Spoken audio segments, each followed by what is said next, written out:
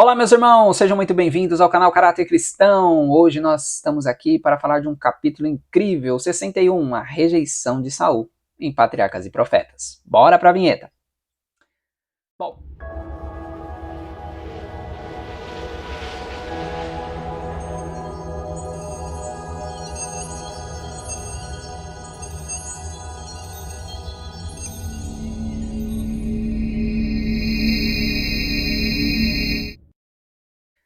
Bom, capítulo 1 Samuel 15, a desobediência de Saul. Saul agora vai repetir a desobediência, né? Ele tinha feito uma desobediência, que nós vimos ontem, e hoje ele vai repetir uma desobediência e aí vai ser tirado, vai ser rejeitado por Deus.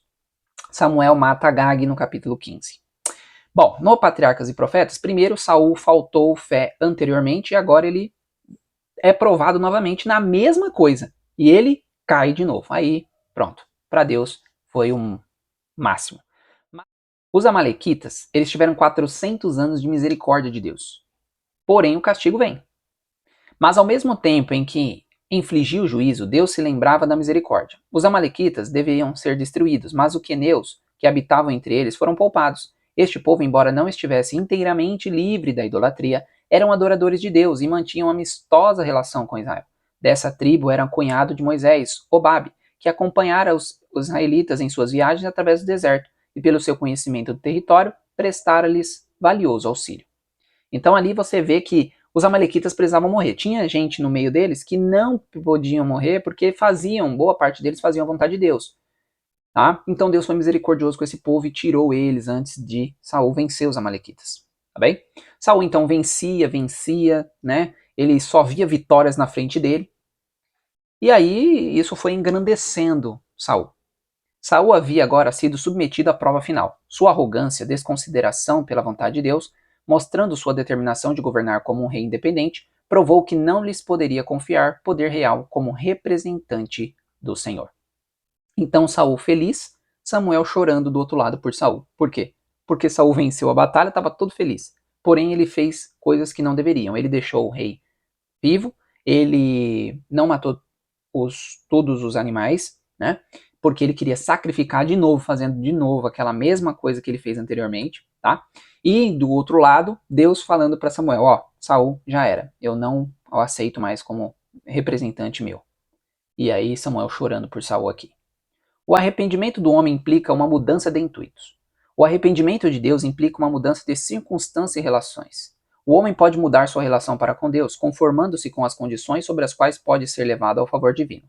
Ou pode, de modo próprio, colocar-se fora da condição favorável. Mas o Senhor é o mesmo, ontem, hoje e eternamente. A desobediência de Saul mudou sua relação para com Deus, mas as condições de aceitação por parte de Deus foram inalteradas. As reivindicações de Deus eram ainda as mesmas, pois nele não há mudança nem sombra de variação. Então, os primeiros passos da transgressão é fácil. Porém, vem a mentira, e aí Saul já vai piorando, depois ele não quer se arrepender, depois ele acha que está certo e assim só piora as coisas. Saul diz então que pecou, porém ele colocou o povo como errado. Olha que coisa, entendeu? Ele fala, ó, eu cometi o erro, mas a minha culpa é por causa deles. Ou seja, a gente gosta de colocar a culpa nos outros quando cometemos algo, né, irmãos? Se Saul tivesse tido verdadeiro arrependimento, teria feito confissão pública de seu pecado, e era, porém, sua maior ansiedade manter a autoridade e conservar a fidelidade do povo. Desejava a honra da presença de Samuel a fim de fortalecer sua própria influência junto à nação. Ou seja, Saul estava sempre preocupado com o seu, nada com os outros. Saul rogou então que Samuel fosse com ele. Samuel foi em silêncio, tá? Samuel ficou quietinho. Saul falando e Samuel quietinho lá, mostrando sua desaprovação. Por fim, Samuel mostra isso publicamente. Ele chama para Agag vir e mata Agag no meio do povo, porque Agag era o pai da idolatria naquela geração, né? Então, ele precisava morrer porque ele tinha feito muita coisa errada com Israel no âmbito idólatra. Há muitos a quem chamou para desempenhar cargos em sua obra, porque possuem um espírito humilde e dócil. Em sua providência, ele os coloca onde podem aprender dele. Revelar-se-á seus defeitos de caráter e a todos que lhe buscam auxílio, ele dará força para corrigir seus erros. Saul, de homem que não tinha apego por sua força, lembra que ele se escondeu quando foi chamado como rei, porque ele não acreditava que ele tinha poder para isso, né? Agora ele se acha o melhor dos melhores. Se o Senhor tivesse então se separado inteiramente de Saul, não lhe teria de novo o povo falado pelo seu profeta, confiando-lhe a obra definida para realizar, a fim de que pudesse corrigir os erros do passado. Quando alguém que professa ser filho de Deus se torna descuidado ao fazer a tua vontade, influenciando deste modo os outros a serem irreverentes e se esquecerem das ordens expressas do Senhor, é possível ainda que seus fracassos se tornem em vitória se tão somente aceitar a reprovação com verdadeira contrição de alma e voltar-se a Deus com humildade e fé. A humilhação da derrota demonstrar-se-á muitas vezes uma bênção, mostrando-nos a nossa incapacidade para fazer a vontade de Deus sem o seu auxílio. Isso é muito importante. Às vezes a gente acha que porque vencemos alguma coisa já somos os maiorais, mas precisamos inteiramente do Senhor para isso. Saul que ficou com a justiça própria e perdeu a salvação por isso. E é dito que obedecer é melhor que sacrificar. Muitas pessoas acham então que, ó, tá vendo? É melhor obedecer do que fazer sacrifícios, de que... não. Não significa que os sacrifícios não valem nada. Mas que sem fé e obediência, de nada vale o sacrifício. Não adianta você fazer algo. Por exemplo, eu amo tomar cerveja. Mas eu vou fazer um sacrifício por Deus. Vou parar de tomar cerveja. Se não tiver fé e obediência no coração, se não proceder do coração, não adianta nada. Tá entendendo? Ah, eu vou para a igreja. Hoje é sábado, preciso ir para a igreja. Se for de um jeito que você não está ali por espontânea vontade, com amor, com fervor, de nada vale ir para a igreja. Estão entendendo? Então, fazer as coisas para com Deus precisa ser com fé e amor. Satanás ama fazer com que o povo de Deus ache que está trabalhando para Deus. E no fim, não está.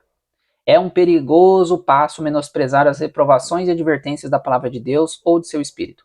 Muitos, como Saul, rendem-se à tentação até que se tornam cegos ao verdadeiro caráter do pecado. Lisonjeiam-se de que tiveram em vista algum bom objetivo e não fizeram mal por se afastarem dos mandados do Senhor. Assim descontentam o espírito da graça até que sua voz não mais é ouvida, e são abandonados às ilusões que os escolheram. Então, Saul foi ali um rei segundo o coração do povo. Deus coloca o Espírito Santo para revelar suas fraquezas, porém Saul não quis essa bênção. E por fim, a sua ruína total viria. Então, Deus, quando nos dá o Espírito Santo, é para ele nos convencer do pecado, do juízo, como está lá escrito em João. Então, o Espírito Santo está aqui para nos ajudar a se salvar.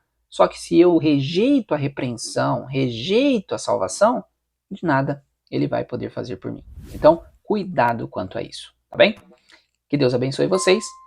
Não deixe de compartilhar esse vídeo, se inscrever no canal e principalmente dar um curtir no vídeo. Não custa nada, meu querido. Me ajude a curtir esse vídeo para que a gente possa chegar a mais e mais pessoas, tá bom?